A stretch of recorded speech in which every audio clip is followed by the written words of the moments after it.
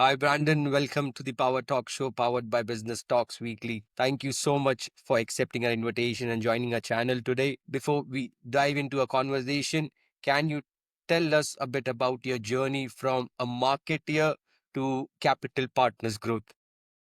Yeah, absolutely. And thanks for having me on, Naveen. So I originally was a CEO of a marketing firm, Naveen, and I grew to I liked it, but every day I was kind of waking up and I knew this just wasn't my calling. And so previously, before that, I had worked in the fitness industry. So I wanted to get back into the fitness space, which actually led me to start my first business, which is a brick and mortar retail fitness studio. And then from there, I kind of got that entrepreneurial bug and I just started doing more and more. I've got a B2B business now that's called Capital Growth Partners. And essentially, what we do is we try to consult and help other business owners grow. Now, that can be two ways. Sometimes we catch a business owner before they've even launched and we help them launch and make sure they're profitable and go through all the steps that we had to go through but didn't have anybody helping us. And then sometimes we help somebody that's already in kind of a rut and maybe they need help turning their business around. And so that's my main company right now and what I'm working on. Understood. So, what I understand, Brandon, it's basically a B2B consulting company, a consulting management company providing different services. Right? That's exactly it. So we really focus on four key things. And one is it's kind of what we call our blueprint to help business owners be successful. And we focus on people, systems and processes, quality. So making sure that the product is actually good. And then we go through marketing. Because if you're not marketing correctly, you're never going to reach your audience. So that's kind of our four key pillars. Yeah, makes sense. So, Brandon, why did you choose this space? Because I believe consulting is very crowded space. How are you trying to fit into that market? Yeah, I did it really from to your point. Yeah, it's a crowded space, and I really knew that I had a lot of trouble starting my first business.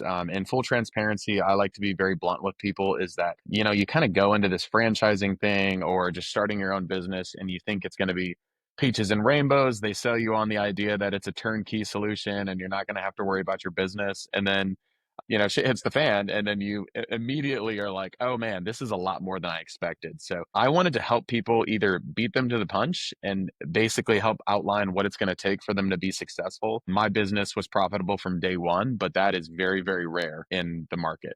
And so I wanted to help people do that same thing that I did. Or if somebody is kind of in a bind, which there's a lot of small businesses out there that they're contemplating closing their doors and what they could do is just shift one or two things and we could save their business. And so that's really what inspired me to do it. There's a lot of firms out there, there's a lot of competition, but I think for me, I'm very blunt with people. I'm very direct. I'm a nice guy, but I tell them how it is. And I think that helps differentiate me a little bit because there's a lot of jargon in the industry space and they Yeah. tell you what they think you want to hear. And we just don't do that at Capital Growth. That's interesting because you said that you were profitable from day one, and most businesses right now, what I understand is burning the capital money that they get from the VCs and then they are achieving profitability down the line, 1 decade or maybe 5 or 6 years later. What is your strategy? What do you think business should look at profitability or should look at scalability? Yeah, I mean, I think it probably depends on your industry, Naveen, but I'll just speak to the fitness side of things because that's what my first business was in, is that you really have to have a very strong go-to-market strategy, meaning that before you even open your doors, you got to have a certain number of people ready to pay you money before you even start, giving fitness classes or opening your gym doors so that people can come in. And so I focus a lot on that with folks that are in the fitness space and making sure that one is your digital marketing good? Do you have the right ads up? Are you targeting the right people? But two, do you have enough members day one to sustain yourself for 6 months if you aren't profitable at the beginning? Because I know a lot of business owners that they're 12, 18 months in and they're burning cash and they just don't know what they're going to do tomorrow. Right. Yeah. And so my model is to really help you. How can you open your doors at break even? And then everything on top of that is just icing on the cake. And that model can go towards fitness, but it can also go to like the home services industry, the boutique, coffee shops that open up. It can really work for everybody as long as you have the right strategy behind yourself. Absolutely makes sense. And do you feel valuation also plays a role? Like how do you value your business at what level?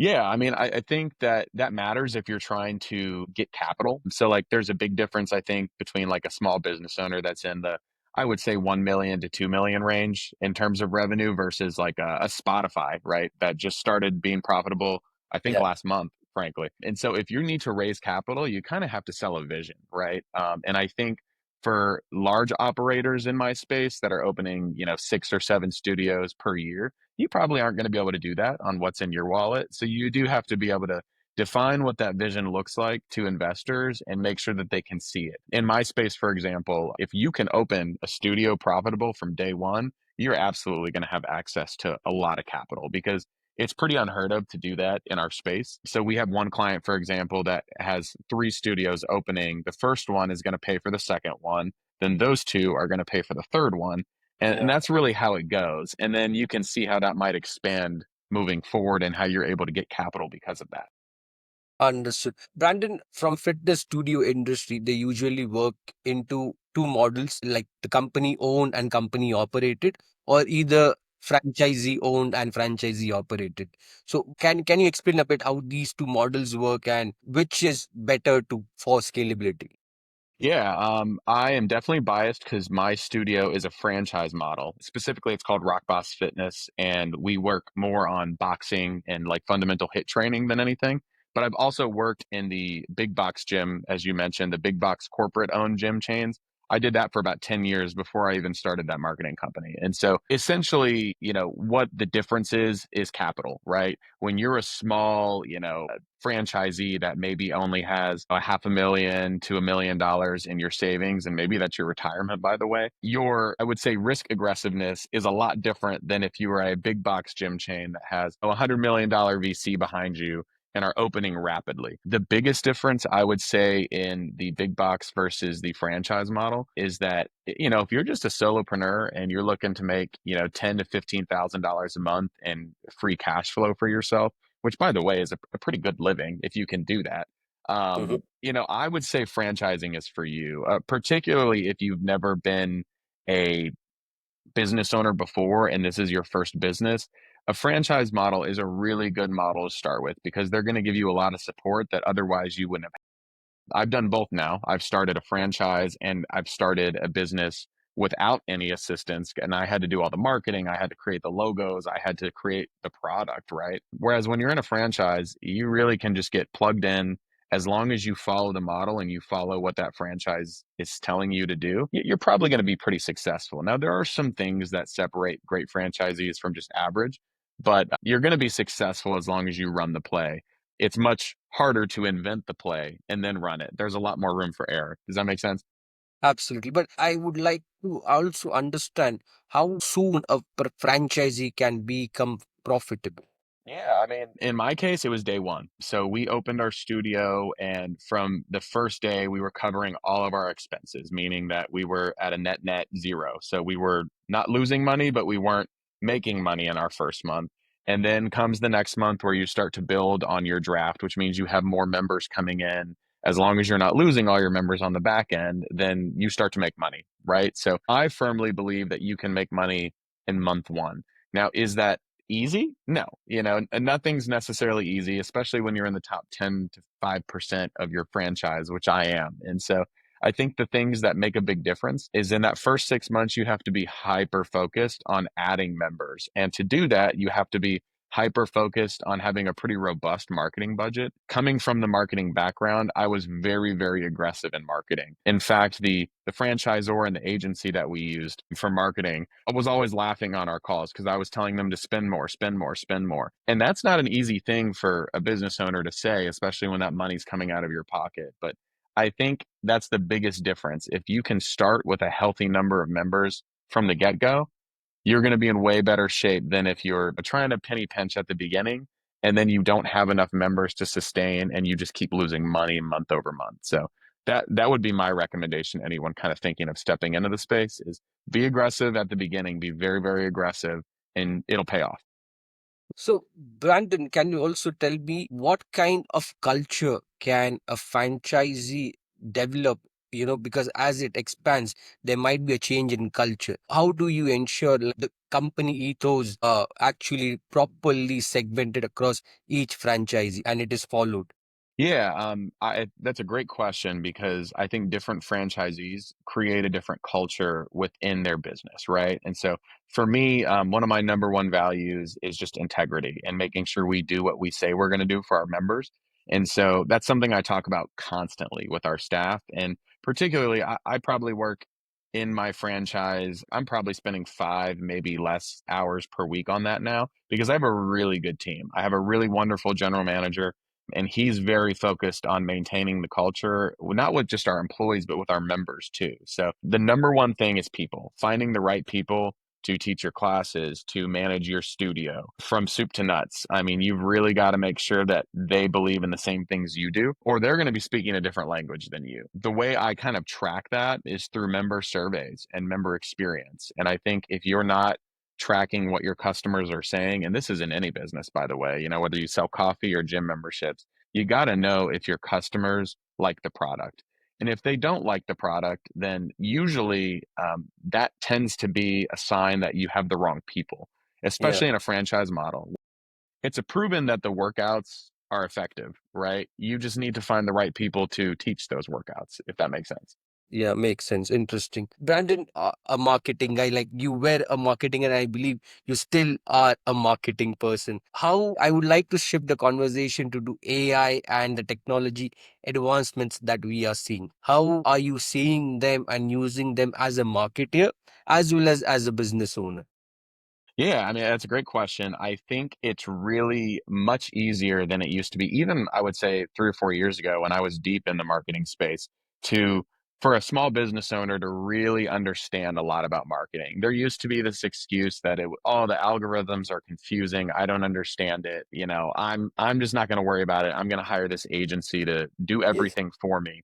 And unfortunately, I would say 70 to 80% of those agencies were full of crap. And so it used to be really hard as a small business owner to effectively market your business. Now you can jump on ChatGPT or any of those other AI models and you can ask ChatGPT exactly what you need to know. How do I target this set of people? How does that code look? How do I do that within Meta or how do I do that within TikTok or wherever your platform is? What are the best platforms for me to market on, right? Because that's another big question is that if you've got a small budget, you probably don't want to spread it out completely across all the different brands. You want to be very specific. Like I can tell you, for example, in the fitness space, Meta is probably the best bang for your buck right now in terms of getting leads. And so I think there's a lot of really easy ways now to understand marketing just by asking these AI chatbots to break it down for you. And I type in stuff sometimes and say, hey, explain this to me as if I were an idiot. It'll explain it to me very clearly and concisely. So yeah, I think as long as you've got access to a computer, and I think the Chat GPT like paid software is like $20 a month, you've got a leg up. And you can also double check your agency. And that's another thing I recommend businesses do when we enter into agreements a lot of times with our clients, they're already with a marketing agency. And I can, in about 10 minutes, just take what that marketing agency is doing from a targeting perspective, throw it in ChatGPT, and then see if it's actually done properly or if there's errors all over the place. And so it's a great way for you to find out if they're doing what they say they're doing. Absolutely. Absolutely. That's an interesting insight, actually. How you can actually use these reports, put into Chat GTP and get more data insights on what the report is talking about. Yeah, makes sense. So, Brendan, you are into fitness space and health tech and health wearables are coming into the market with better insights and, with wearables connected to AI, which are guiding you what kind of performance and endurance you should actually have and even guided workouts. How are you planning to integrate within your studio? Yeah, I mean, one thing we've immediately done. So obviously, you join any Rockbox Fitness, you're going to get access to the workouts. But the workouts is just one pillar of really what makes someone successful. So the way we engage AI and different wearables is that we kind of took a play from we've got a separate app that allows our members to track what they're eating. It gives them automated recipe guides. It gives them eating out guides. So, when they go out to dinner with the friends, what do they eat? It tells them that it auto generates everything on a grocery list for them that bases what It's based off of what the recipes are for that week for them. So it makes things very, very easy. It'll also connect with any wearables they have. So you've got people on Apple Watches, we've got Whoops out there, there's Aura Rings, right? So there's a ton of different products out there. And really, what you want to be able to do is merge with those. I'm not a big fan of living and dying by the wearable personally. I do think that some of it you got to go old school and you just got to do the work. I've found a lot of people that are so obsessed with their calorie count and so obsessed with what they're doing tomorrow that they kind of forget about what it is they came here to do in the first place. But they're definitely good for you. I mean, the only thing I caution people on is, don't get so obsessed with it that it takes over your life, right? The point of starting a fitness journey is not to, never eat a hamburger again or not have a cookie ever in your life. And sometimes those wearables can freak us out, right? So I think it's about a healthy relationship with the wearable. But they're super successful. I think as long as you utilize them well and you've got a good nutrition program that kind of goes in with that, which a lot of those wearables are offering now, I mean, you can be very successful with them. As you were talking, one question popped up in my mind. Fitness and fitness studio space, you see a lot of attrition. People usually come into the plan but don't actually complete the plan or complete the entire 1 month or 3 month cycle. What is the numbers that you see? Yeah, I mean, they vary drastically. I will say that for my studio specifically, we keep it at around 5% or under, which is very, very good for the industry. And that just tells me that my team is providing a product that helps them maintain the results. And I think results is the number one word that you would see because of that. There's a lot of bad actors in the fitness industry. There's a lot of programs that don't do what they say they're going to do. You don't lose weight. In fact, sometimes people actually have negative results from doing some of those. I won't call them out. I've got my opinions, obviously, but I will say that if you're getting members' results, your attrition is probably going to reflect a pretty healthy number, which in the boutique fitness space is about 3 to 5%. If you're over 7% or moving into double digits, you should probably start to look at your team and ask what's going on. And a lot of times it goes back to if a member within 90 days doesn't see a change in their body, they're going to go look for something else. There's way too much competition out there for you not to get a member results in about 90 to 120 days. How are you actually acquiring your clients? Like, how do people find you and what is your CAC model? Yeah, I would say about 80 to 85% of our leads are generated through Meta. So I was telling you earlier that that's Yeah. Instagram and Facebook for those folks that don't know, but that's where most of our digital marketing dollars go and that's where we get the majority of our leads. Now, that isn't inclusive of all the leads we get, from Google, somebody just, searching up boxing in the area and we pop up. We do work with our agency to make sure that we have Google PPC campaigns, which is pay per click. So somebody looks up boxing, you want to pop up if you're a boxing studio in the area. So we do a little bit of that as well. The other thing we do pretty well as a studio is a lot of organic traffic. So I think that a lot of studios forget about this. If your team is held up in the studio all the time and that's all they're doing is collecting your digital leads, they're not doing enough to help you grow. So you should send them out. You should get them flyering parking lots. You should get them knocking on doors, not necessarily knocking on doors and trying to sell a gym membership, but at least spreading the word. There's a phrase in marketing called brand awareness, which I'm sure people have heard before, but it's real. You've got to make sure that your community knows that you exist, Yes. particularly in a market. I can tell you my fitness studio is in the Northern Virginia market, which, if anybody's familiar with that market, that's right next to Washington, D.C. That's a busy area. There's probably a fitness studio every mile or so.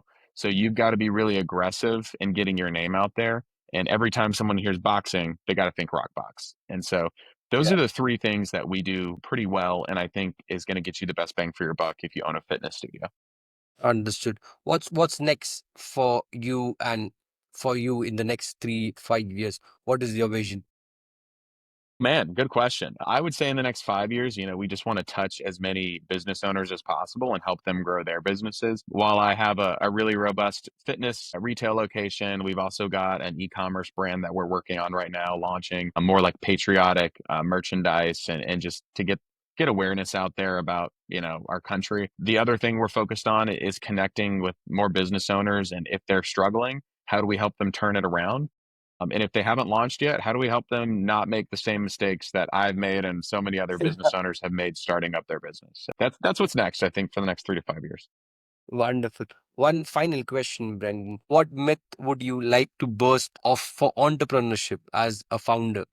What myth? Yeah, I would say probably the myth that you can, and maybe I'm biased because I used to be in digital marketing, but the myth that you can get as many leads as the next guy on the $50 a month in marketing budget. I want to pop that bubble. You just, I've never seen it done, and I've talked to hundreds of businesses at this point, and so I think you have to have a pretty healthy budget that aligns with your goals. So if you're trying to grow your business, but you're trying to decrease your marketing spend at the same time, those two things don't align, and I would be really surprised if you're able to grow your business without also growing your marketing budget. So you got to have a healthy budget. Comes to the bottom line.